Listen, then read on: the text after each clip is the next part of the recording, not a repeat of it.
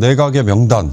저게 바로 매관 매직 갈 수도 있다 이런 생각이 드는데 저는 김건희의 죄 중에 대통령 배우자라는 탈을 쓰고 매관 매직 이거에 대해서 아직 지금 단죄 안 했잖아요. 전환길이가 하는 게 영락없이 그거 아닙니까? 매관 매직 극우 세력이 제도권 안에 뭔가 또아리를 트는 거 이거 사실 쉽지 않잖아요. 근데 우리의 토양에서 과연 그게 가능할까라는 생각을 했는데 장동혁 같은 자가 전환길에게 꼭두각시 노릇을 하면서 지금 극우 세력들이 제도권 안에 또아리를 트는 거를 딱 연결고리를 만들어준 지금 꼴이지 않습니까? 나경원이나 장동혁이 전환길 선생님 하면서 부추기니까 이제 대한민국을 폐지하겠다는 자네요. 저거 완전 내란 선전운동의 음모.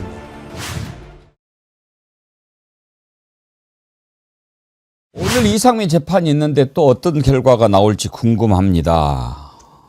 지금 관심이 가는 게 일단 이상민이나 한덕수나 둘 다 15년 똑같이 구형을 했어요. 근데 제가 보기에는 이상민이 한덕수보다 더 깊이 내란에 개입한 자 이미 분명합니다. 그렇지 않겠어요? 한덕수는 이제 뭐 이런저런 뭐 머리 굴려가지고 자기한테 어떻게 해서든지 최대한 안 튀기게 하면서 가담했다고 한다면 이상민은 여러분 잘 아시다시피 윤석열, 김용현, 이상민 이게 다 충암고 동문들입니다. 그리고 얼마나 이상민을 신임하면 세상에 대한민국 수도 서울에 대통령실 바로 옆에서 그렇게 많은 인명이 숨지는 참사가 일어났는데 그건 대통령이 물러나도 지금 될까 말까한 판국인데 행안부 장관, 경찰청장 하나 정리 안 했던 것이 윤석열입니다. 그래도 끄떡없이 살아남았던 게 이상민이 것이다. 이자가 과연 그냥 뭐 이렇게 있다가 했을까요? 말도 안 되죠. 그리고 여러분이 잘 아시다시피 계엄 해제한 그 다음 날 안가에서 모였던 4인방 있지 않습니까? 다 법 좀 한다는 놈들. 이상민이, 김주현 민정수석, 이완규 그렇죠. 법정차장 또 한 놈 누구죠? 박성재. 이렇게 4명 모여가지고 음모를 꾸몄지 않습니까? 그걸 다 밝혀내서 특검이 꼼짝달싹 못하게 이상민이가 사실은 이쪽에서는 김용현이가 책임지고 이쪽은 이상민이가 책임진 것이다. 딱 들이밀었어야 되는데 그거를 제대로 못해가지고 지금 국민들이 보기에 어떤 결과가 나올까 궁금하게 만듭니까? 오늘 선고가 나온다고 하는데 그거 하고 지금 이제 19일 있을 윤석열 선고 이게 초미의 관심사인데 직위원이가 이제 인사가 서울 북부지법으로 났습니다만 이거 선고하고 가겠지요. 직위원이 살 길은 딱 하나입니다. 사형 선고해야 됩니다. 직위원이 사형 선고하지 않으면 어떤 걸로도 직위원은 용서받을 수 없습니다. 일단 오늘 이상민 재판 앞두고 지난번에 결심 공판 때 이상민 최후 진술 뭐라고 했는지 한번 들어보시죠. 2024년 12월 3일 비상계엄 선포를 전후해서 어떠한 일들이 있었는지 이후 언론을 통해서 접하게 될 때까지는 당시에는 저는 전혀 알지 못했습니다.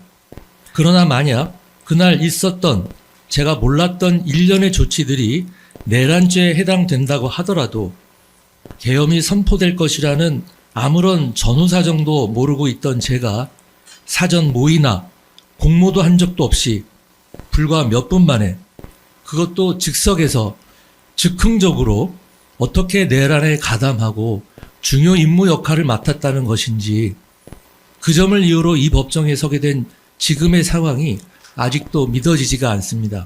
가슴이 답답하고 황망할 따름입니다. 제가 그렇듯 국민들 또한 납득하지 못할 것이라며 대통령을 만류했을 뿐 계엄 선포 이후 이루어질 일련의 조치들에 대해서는 아무런 생각조차 할 여유도 없었습니다. 정말 나쁜 자입니다. 지금 저 최후 진술문을 딱 이렇게 다시 들으면서 저는 그런 생각이 들어요. 야 판사 너 나 누군지 알지? 네 판사 한참 선배야. 내가 이렇게 써준 거 이걸 잘 참고해가지고 선고할 때 이러이러한 이유로 진심으로 가담했다고 보기 힘들므로 이렇게 해. 고치주는 것 같아요. 그러니까 본인이 아무리 저렇게 항변을 해도 저는 딱 두 가지. 행안부 장관이라는 자리가 경찰청과 소방청 둘을 직접 지휘할 수 있는 정점에 있는 자리잖아요. 그런데 소방청에 대해서는 언론사에 대한 단전 단수라고 표현되는 딱 짓이 나왔죠. 경찰청에 대해서도 요즘 뭐 작게 나옵니다마는 그 목현태라는 국회 경비단장이 지시를 한 거를 누구의 윗선의 지시를 받고 했느냐. 그러니까 결국 김봉식 서울청장, 그다음에 조지호 경찰청장. 그럼 이 둘은 누구에게 지시를 받았겠느냐. 그 위에 이상민이라는 행안부 장관이 있었던 거잖아요. 근데 그걸 명확하게 밝혀내서 결국 이 계엄의 행동대로 동원이 된 경찰과 그다음에 국회에 진입했던 군, 여기에는 김용현이 있었고 경찰에는 이상민이 있었다. 이걸 왜 손바닥으로 하늘을 가리는 게 가능하다고 생각할까? 그럼 국민을 또 한 번 우롱하는 거 아니냐. 그렇게밖에 물을 수 없는 거죠. 대통령실 종이쪽지 몇 개를 멀리서 봤다고 처음에 멀리서 이렇게. 거짓말하고 단전 단수를 모른다 했다가 보니까 저 멀리서 보니까 뭐 단전 단수 뭐 써져 있는 것 같다 했는데 그래도 한덕수는 긴장하는 듯한 얼굴이긴 했어요. 약간 여유는 있어요. 이상민은 CCTV 보면 여러분 아주 흐뭇하게 웃고 있잖아요. 탁 소매에서 아주 여유 있게 딱 문서도 꺼냅니다. 완전히 거짓말이거든요. 기자는요, 제가 보기에 인간이 아니에요. 이 이상민이 퇴임할 때 뭐라고 했는지 혹시 알죠, 기억나세요? 알죠. 모든 매일매일이 순간이 행복했다고 그랬죠. 이태원 참사 유가족들이 그날 피눈물 나는 규탄 성명을 냈습니다. 그렇게 많은 젊은이 159명이 죽었고 지금도 피눈물로 원혼이 구천을 헤매고 있는데 뭐라고? 매일매일 행복했다고? 제가 지금도 그 규탄 성명이 그런 자입니다. 사안의 성격상 윤석열이 최소한 이성민, 김전, 이한규, 박성재 하고는 사전에 뭐 얼마나 깊숙이 모르겠지만 짧은 순간이라도 저는 공유했다 보고요. 그 다음에 결정을 내릴 때 웃는 모습, 품에서 이렇게 문서 꺼내고 하는 모습, 그다음에 단전 단수 옆에서 막 신용하는 자들까지 봤을 때 이상민은 뭐 모르겠어요. 1년 전부터 지가 가담해서 안 했을 수는 있겠죠. 하지만 어느 시점에 가담해서 아주 적극적으로 한덕수랑 함께 뭐 군대도 동원하고 경찰도 동원하고 소방청도 동원해서 단전 단수도 하는데 이게 실패하겠냐? 이게 바로 내란 주요 임무 종사죠. 신주진 변호사님. 네.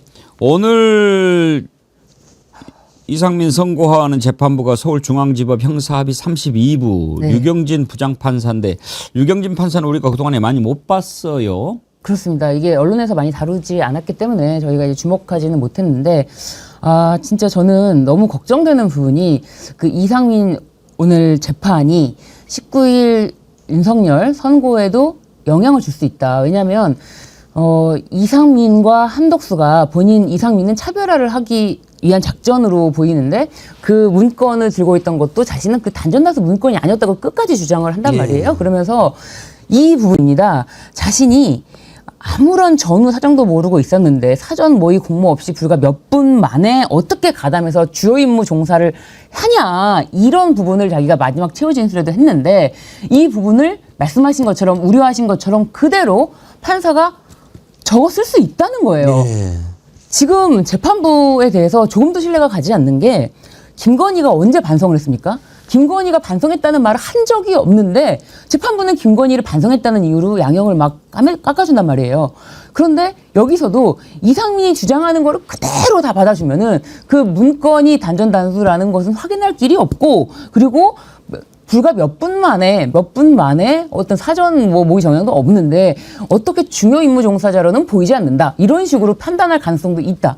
저는 사실 지금 뭐 재판소원법이라든지 법 왜곡죄라든지 그리고 대법관 증언법, 이런 거를 계기로 사법부가 완전히 지금 발톱을 드러내고 있는 상황이고, 아예 오늘은 조희대 대법원장이 나서서 인터뷰를 하지 않았습니까? 이 부분에 대해서 아직 확정된 것이 아니기 때문에 바꿔 나갈 것이다라고까지 강하게 얘기를 했어요. 그래서 자신들이 카드를 주려면은 가장 강하게 우리는 이거 못 받아들이니까 1심 이렇게 할 거야, 이런 신호를 주지도 않았을까? 이런 생각까지 들기 때문에 너무 걱정이 됩니다. 그러게요. 오늘 얼마나 나올 것 같습니까? 사실 제가 보기에 이진관 부장판사라면 같은 논리로 재판을 할 거 아닙니까? 그러면 그렇습니다. 한덕수 구형 15년인데 23년 선고했고 이상민은 거기에 정상 참작할 이유도 없고 더 깊숙이 개입했기 때문에 한 30년 줄 것 같은데 네. 어떻게 나올까요? 그러니까 이제 이 류경진 부장이 어떤 식으로든지 이것을 오로지 법과 양심에 따라서만 판단을 한다면 당연히 구형 15년 그것도 부족하다. 부족하죠. 그러니까 예. 수사가 잘못된 거예요. 그것도 부족하다라고 충분히 재판 과정에서 한 번이라도 지적하는 그런 취지가 나왔어야 되는데 그런 게 없었기 때문에 류경진 판사가 최소한의 법과 양심이 저버리지 않는다면 15년 구형한 그대로를 선고해야만 마땅하다라고 보여집니다.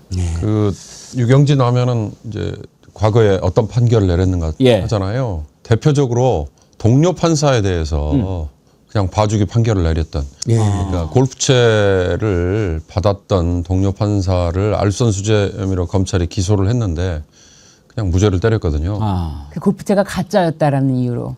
그러니까 아까 앵커께서 이상민이 최후 진술을 하면서 나 판사 출신이야, 나 판사 너의 선배야 라고 은연중에 그걸 과시하는 듯한 뭐 이런 말씀을 하셨잖아요. 저는 유경진이 그런 것들을 의식한다면 정말 역사의 예. 역사를 배반하는 판결이 나올 수도 있다라는 지금 걱정을 좀 하는데요. 그러니까 최후 진술을 하는데 그 느낌이 있지 않습니까? 이건 나의 억울함, 뭐 나 정상을 참작해 주세요 이런 호소가 아니고 완전히 그 선배가 후배한테 기사 받아 적어 내가 부를 테니까 예. 딱 그런 느낌으로 읽잖아요. 그게요. 제가 그런 느낌을 탁 받았어요. 그래서 유경진이 동료 판사를 봐준 그 판결을 떠올리게 합니다. 맞습니다. 그래서 걱정이 지금 많습니다. 이 유경진 판사의 성향이 봐주기를 해줄까봐 지금 시중에 오늘 만약에 이자까지 엉뚱한 판결 나오면은 그때는 19일 가기 전에 뭔가 조치를 취해야 됩니다. 예. 한번 지켜보기로 하고 이은주님 언제부터인가 죄의 유무를 따져보기에 앞서서 판사가 누군지부터 챙겨보는 버릇이 생겼습니다. 너무 정확한 말씀. 이래서는 그렇죠? 안 되는 건데요. 현실에 눈을 떠서 다행이라고 해야 할지 사법부에 대한 신뢰가 깡그리 무너져서 큰일이라고 해야 할지 뭐가 됐든 비극적 현실임은 분명합니다. 참 공감이 가는 말씀입니다. 언제부터 우리가 그렇게 생각하게 됐습니까? 이놈은 죄가 있네. 이놈은 죄가 없네. 그렇게 봐야지. 판사가 누군가. 이건 잘못된 거죠. 그게 바로 현재 대한민국 사법부의 현실입니다. 그걸 먼저 돌아보고 뭘 씨부려야죠. 조의대. 조의대는 아침에 출근할 때 거울 한 번씩 보고 나왔으면 좋겠어요. 이상민이는요, 정말 또 나쁜 게 거짓말을 밥 먹듯이 한다는 겁니다. 그렇죠. 대통령실에서 문건 어떻게 했냐. 종이 쪽지 멀리서 이렇게 보고 있다고 그러는데 그것도 한덕수처럼 나 지금 거짓말하고 있어요. 아시죠? 하고 이야기하면 차라리 낫겠어요. 집에 돌아와서 봤더니 바지 뒷주머니에 문건이 있는 것을 발견하고 그건 우리가 보기에 그렇게 할 말이 없냐? 그래도 내가 어쩔 수 없이 거짓말하는 거 아시잖아요. 이런 건데 이놈아는 연기까지 해. 멀리서 이렇게 봤다고. 그거 한번 보여주실래요? 종이 쪽지 몇 개를 좀 멀리서 이렇게 본 게 있습니다. 소방청 단전 단수 이런 내용이 적혀져 있었습니다. 짧게 한 1, 2분 머물 때 잠깐 얼핏 보게 된 건데요.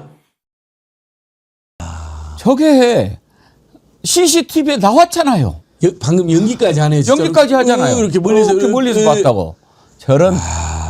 저렇게 거짓말한 게 이제 CCTV가 공개되면서 그렇죠. 위증죄가 딱 된 거 아닙니까? 그렇죠. 요즘 위증죄도 걸려 있죠. 네, 그렇습니다. 그러니까 이제 본인이 차라리 그때 내가 CCTV가 나올 줄 알았으면 그때는 봤다고 말하지 말걸 이런 생각을 할 수가 있을 정도예요. 그래놓고 나중에 자신이 이제 그 CCTV 속에서 봤던 문건은 그게 그 단전단서 문건이 아니라고 또 그거 주장을 하고 있습니다. 그러니까 거짓말을 계속 닫고 있는 상황인데 본인이 봤던 단전단서 문건이 있고 그 문건에 따른 행동을 했고 그리고 본인이 그 회의 내 국무회의 시간 내에서 또 한덕수랑 둘이 앉아서 이렇게 문건을 쳐다보고 있고 이 모든 게 본인의 말을 꼬아서 단전단서 문건을 보고 그에 따라 지시를 했다 이렇게 해석될 수밖에 없고 이렇게 해석되지 않는 다른 방법이 있다면은 오히려 그건 전혀 기괴한 말로서 문장이 이루어질 수가 없습니다.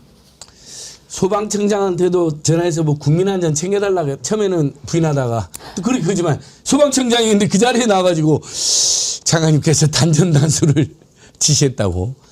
소방청장이 아예 대놓고 거짓말해버려요. 그러니까 소방청장이 증언을 했잖아요. 주문도 네. 해버렸죠. 호석권 예. 자기는 그렇게 이해했다. 성을 공격할 때 먼저 물을 끊고 예. 뭐 전기를 이렇게 끊고 이렇게 하면 안에서 버티지 못하니까 아 이걸 쳐들어가려고 하는 거구나. 곧 경찰에서 연락이 오겠구나. 이렇게 생각까지 했다는 거 아니에요. 그런데 지금 뭐 말씀하신 대로 뭐 국민 안전을 이런 그러니까 아주 그 나쁜- 거짓말도 한번 들어봅시다. 예, 한 큰 사건 사고 접수된 거는 없는지, 어떤 각종 시위나 충돌 같은 상황은 없는지, 그런 상황이 전반적으로 궁금해서 제가 경찰청장과 소방청장에게 차례로 전화를 했습니다. 만일의 경우를 대비해서 국민의 안전에 대해서 최우선적으로 그리고 꼼꼼히 챙겨달라는 취지에 당부를 한 거고, 언론사 5곳을 말씀을 하시고 그 경찰 이야기를 하고 요청이 오면 적절한 조치를 취하라 이런 뜻으로 저는 그때 전화를 받고 옆에 있던 우리 그 간부들도 제가 아마 단전단수가 소방 업무냐 할 수 있느냐 물었는데 아니라는 이야기를 저에게 했기 때문에 저는요, 저 이상민 저건 진짜 용서가 안 되는 게 아니 좀 뉘우치는 것은 고사하고 저렇게 좀 뻔뻔하게 거짓말을 하는 거라도 안 하고 그냥 가만히 주둥이 닥치고 있으면 좋겠어요.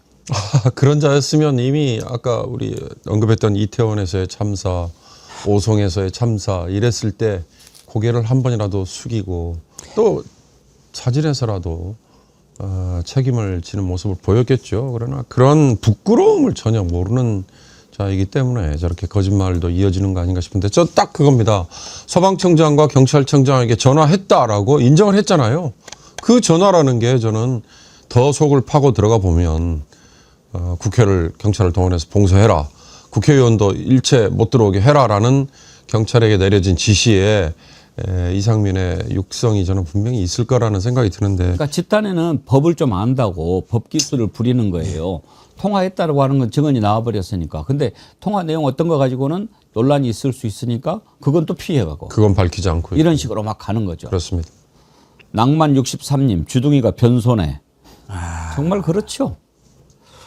이렇게 좀 판결들이 사실이 실체적 진실에 입각해서 착착착착착 이루어지고 단죄가 착착착착 되고 이렇게 해서 좀 새 나라로 가야 되는데 그냥 시간을 질질 끌고 그러니까 아이 저 내란 우두머리가 어떻게 될까 이런 걱정까지 한다는 게 이게 상식적으로 말이 됩니까? 그냥 사형 말고 뭐가 있나요? 그런데 혹시 막 이렇게 지금 걱정을 하고 있습니다. 그러다 보니까 막 설치는 게 전환길이고 고성국이고 전두환 사진 걸자고 그러는 거 아닙니까? 심지어 김건희는 또 편지를 써가지고 공개를 해요. 야, 지금 김건희도 멘탈 보통 아닌 것은 내가 알지만 그럴 때입니까? 그거를 또 공개를 했죠. 김건희 편지 한번 보여주세요. 뭐 옆에 뭐 하트 표시까지 했네. 저것도 지가 그린 건가? 저거는 이제 이름이 있기 때문에 이름을 가린 것으로 보입니다. 그래요? 거기에 보니까 부족하고 죄 많은 제게도 사랑을 주시는 분들이니 하나님께서 꼭 지켜주실 거라고 기도합니다. 저를 위해서 위로를 해주시니 몸이 아파도 기운을 내겠습니다. 저를 용서하시고 위로해 주시니 보다 더 하나님을 정말 저런 거는 어떻게 봐야 돼요? 신유진 변호사님. 뭐 김건희의 어쩌자고 하는 거예요? 자신감이라고 저는 보여집니다. 자신감. 사실 김건희, 최은순 모녀가 그동안에 많은 사건, 사고를 겪으면서 재판에도 얽혀 있었는데 김건희 모녀가 사업을 동업했던 동업자는 항상 감옥으로 가고 이상하게 김건희 모녀는 피해자가 되는데 피해자가 되는 쪽이 돈을 다 법니다. 근데 이 건이 한 건이 아닙니다. 최초의 문제를 제기하면서도 목소리를 냈던 정대택 씨도 그런 식이었죠. 그리고 그 다음에도 그렇죠. 그 과정에서 김건희 모녀는 돈만 벌고 피해자가 되면서 동업자는 감옥에 갔다. 그런데 지금 어떻습니까? 김건희가 마지막 동업자라고 선택한 것은 저는 윤석열로 봅니다. 윤석열 동업자는 감옥에 가 있고 자기는 나올 거다. 피해자는 자기가 될 것이고 큰 돈은 자기가 다 챙긴다. 이런 게 김건희의 구상. 우리가 한두 번 한 게 아니야. 우리가 뭐 재판해가지고 뭐 한두 번 무죄 받고 우리가 그런 적이 한두 번이 아니야. 걱정 마. 347억 원 잔고 증명서를 했던 사건도요. 그 당시에 법원에서 증언까지 다 나왔는데도 그 사건 절대로 기소하지 않고 있다가 마지막에 결국 그 건으로만 기소가 됐지. 뭐 그 정도? 그러니까 김건희가 지금 1년 8개월 요 정도면 내가 했던 것에 비해서는 뭐 1년 8개월 정도. 그렇지만 나 항소심 가서도 이길 수 있어. 이 자신감. 우리가 한두 번 해보는 줄 알아? 이게 지금 사법부와 저는 어느 정도 결합이 돼서 이거를 더 뭐랄까요? 그 조이대의 목소리와 함께 나도 목소리를 내지. 이런 뜻으로 저는 비춰집니다.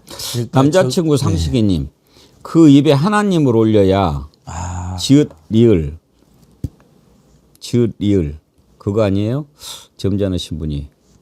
근데 저도 생각이 같습니다. 그 입에 하나님을 올려 차라리 지 무당이 그랬다고 이야기를 하면 제가 이해가 되겠습니다만 본인이 신기가 있고 본인이 무당보다 더 세다고 주장하고 온갖 사입이 소 껍데기를 벗기는데 막 그 남편 윤석열과 함께 돈을 바치고 이름을 올리는 자인데 마치 이제 이 대응 기독교 세력이 되니까 하나님을 믿는 것처럼 이렇게 속이는 거거든요. 그러니까 그 윤석열 후보 시절에 I believe 사과하고 거의 똑같은 거죠. 거기서도 속이는 정대택, 안소연, 노덕봉 이 3대 피해자 선생님들이 한 유명한 말이 있잖아요. 최은순, 김건희는 숨 쉬는 것까지도 조작이다. 보통은 숨 쉬는 것 빼고 다 거짓말을 하는데 그 두 사람은 숨 쉬는 것도 거짓말을 하는 유명한 말을 남기셨는데 저는 그건 거죠. 저는 하나님 믿고 여러분들 사랑으로 버티고 있다. 저 좀 구출해 주십시오. 이렇게 또 한 번 거짓쇼를 하는 거죠. 근데 안진걸 소장님 구치소나 교도소 계실 때 편지 써봤죠? 예. 방금 편지 한번 보여주세요. 요즘엔 달라졌나? 원래 그냥 그 옛날 완전히 편지지. 그 편지지 거기에 양면, 예, 보통 양면지 쓰고 같은 거. 예. 저 사삼으로 이렇게 해서 오는데 저렇게 막 꽃무늬 있고 뭐 동물이 있고 예, 막 이런 양면지 이제 편지도 쓸수 편지가 있나요? 있는데 이제 안에서 매점이 있습니다. 그래서 매점에서 이제 교도관을 통해서 구매를 할 수가 있어요. 매점까지 직접 저희들 때는 안 되는데 이제 교도관님들의 아침, 점심, 저녁으로 배식도 하고 그러잖아요. 그때 이렇게 살 것을 적어요. 닭다리 하나, 뭐 꽃무늬 편지지 이렇게 해가지고 영치금이 있는 사람들이 저렇게 사서 하는 거죠. 돈 많이 들어오니까. 예, 돈 많이 들어오는 거죠. 윤석열, 김건희는. 지금 완전 이자들은 돈벌이를 지금 에라 뭐로 갖다 들어와 있는데 돈이나 벌자 해가지고 경쟁적으로 막 영치금 유치하고 막 네. 그렇게 하는데 그 일에 나섰던 게 이제 전환길 전환길 이자가 그걸 하면서 방법을 깨달은 것 같아. 아, 이렇게 하니까 장사가 되네. 그래가지고 지금 새롭게 또 뭔 이야기를 하냐면 100억을 모으겠다. 천억. 1000억? 천억 펀딩. 잘못 봤네. 천억 펀딩. 1000억이었네. 와, 나 이렇게 내가 사이즈가 작아요. 아, 스스로 100억으로 자체가 봤어요. 천억 펀딩. 야. 야, 1000억을 해가지고 또 나라 이름도 바꾸시겠다고. 와. 전한길국인가 그러면? 한길국? 전한민국? 이거는 우리 그 나라, 네, 전경근근. 근데 나라 이름뿐만 아니라 뭐 입법, 행정, 사법부 다 없애버리겠다라고 하는데 아니, 조이대까지 폐지시키려고 그래. 지들 편인데. 이거 조이대도 서운하겠네. 그야말로 국헌 물론 예. 목적을 그대로 드러내는 상황입니다. 정말. 게다가 천억이 필요하다. 뭐 독립 자금이다 이런 식으로 이제 혹세무민하고 있는데 이것에 대해서 전환길이 대대적으로 목소리를 내자 전환길을 지지하는 뭐 한길 자유한길당 카페 내에서도 이거 뭐지? 이거 이러다가는 당신 이거 감방 갈 수 있는데 이거 내란이야. 이렇게 지적하는 글도 있고 그리고 한편으로는 돈 얘기 나오는 거 봐라 저거 하는 짓이 지금 뻔해. 내부에서도 전환길의 속셈을 이미 눈치챈 그런 움직임들이 지금 보이고 있는 상황입니다. 전한길 제가 지난번에 말씀드렸듯이 웬만하면 사람만 다루고 사람 아닌 것들을 안 들려드리려고 하는데 말도 안 되는 얘기나 혼을 한번 좀 내야 될 게 있어서 전한길 얘기 잠깐 들어보시죠. 제가 제2의 건국한다 그랬죠. 윤석열 대통령 중심으로 제2 건국할 것이다. 자, 건국 자금을 모집할 겁니다. 건국 펀드입니다. 건국 펀드. 첫 번째 모집 금액이 좀 큽니다. 100억을 모집할 겁니다. 1단계 100억, 2단계 500억 이런 식으로 하면 제가 건국 펀드로 어떤 사람들 내각의 명단 만들지를 지금 준비하고 있습니다. 대한민국의 나라 이름도 바꿀 생각이 있습니다. 여러분.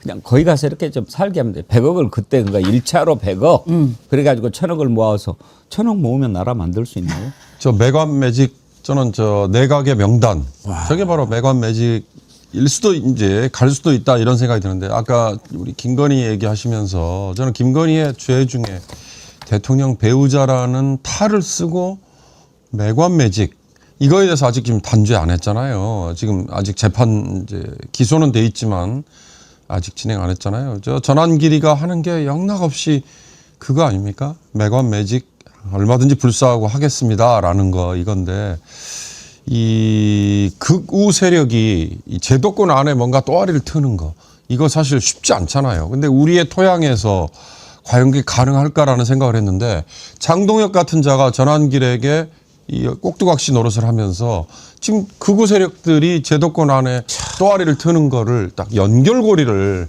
만들어준 지금 꼴이지 않습니까? 이건 정말 역사가 퇴보하는 겁니다. 나경원이나 장동혁이 전환길 선생님 하면서 부추기니까 이제 대한민국을 폐지하겠다는잖아요. 와, 저는 현행범인데 저는 저거 완전 내란 선전선동의 음모인데요. 정말 아유 기분이 안 좋은 상태에서 일부를 끝낼 수는 없고 눈을 좀 환기시키고 일부를 마치도록 하겠습니다. 이재명 대통령이 설 명절 앞두고 지금 이제 재래시장을 쭉 이렇게 좀 둘러보고 있습니다. 그 의미는 뭡니까? 저는 단순한 쇼잉이 아니라고 생각합니다. 정말 온기가 어디까지 펴져 있는가 살펴보려고 하는 것 같죠. 지난번에 통인시장 가가지고 상인들의 얘기 들으면서 소머리국밥 먹었는데 어제는 청주죠 무학시장 네. 예 거기를 들렀어요. 충주인가요? 한번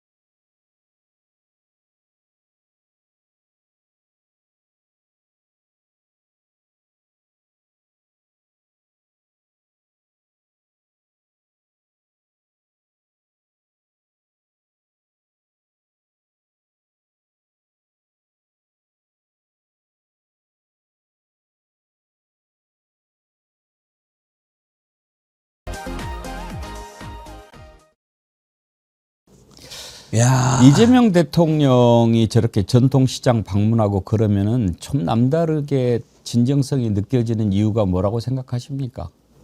본인이 겪어봤기 때문입니다. 저는 지난번에 국무회의인가 어디에서 그 얘기한 것이 참 마음에 확 꽂혔는데 배가 고파 봤냐 너네들은. 배고픈 사람이 어떤 상태인지를 나는 안다. 그러면서 정말 그런 사람들을 좀 잘 보살피도록 해야 된다라고 하면서 계란 훔쳐가지고 교도소 가는 그런 일이 없도록 이렇게 이야기를 하는데 배가 고파봤고 밑바닥 생활을 해봤고 그 고통이 얼마나 큰지를 알고 저렇게 전통시장 가서 상인들을 만나고 하는 사람과 그렇지 않은 사람과는 정말 차이가 얼마나 납니까? 그래서 저 시장통 가신 다음에 바로 지금 앵커님께서 말한 충주 그냥 드림센터를 갑니다. 아, 예. 둘 다 화제가 된 겁니다. 시장만 가도 화제인데 그전에 통일시장 갔다 오셨잖아요. 그래서 지금 뭐 기자회견, 뭐 국민과의 대화, 뭐 시장통은 이게 지금 벌써 한 100번 가까이로 가고 있어요. 엄청난 거죠. 역대 모든 대통령보다 훨씬 많이 가는데 그 자체도 너무 좋고 그냥 드림센터 방금 아셨던 국무에서 한 70군데가 지금 하고 있다. 2만 원 정도를 그냥 이제 음식을 드리는 거거든요. 처음에 가면. 두 번째 오면 상담을 좀 하고 추가로 음식 조금 더 주는 겁니다. 그러니까 막 마구 퍼주지는 못해요. 예산에 문제가 있습니다. 거기 가서 또 그 이야기를 합니다.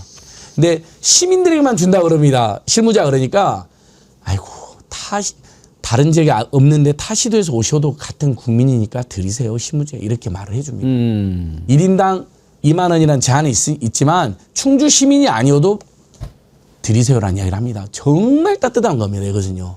만약 다른 지역에서 배고파서 왔는데 만약 충주 시민이 왔어요. 충주에 있다는 거 알고 너무 배고파서 근데 아이고 충주 시민이 아니고 얼마나 그 순간 이제 나가서 잘못하면 범죄도 저를 그딴 데서 하는 거거든요. 그래서 정말 그냥 드림센터 그리고 전국의 모든 시군구에 이제 하나씩 다 설치하는 거로 확대한다고 하고 어저께 또 인상적인 게 이 그냥 드림센터에 모 은행이 45인가를 기부를 해가지고 시작을 했거든요.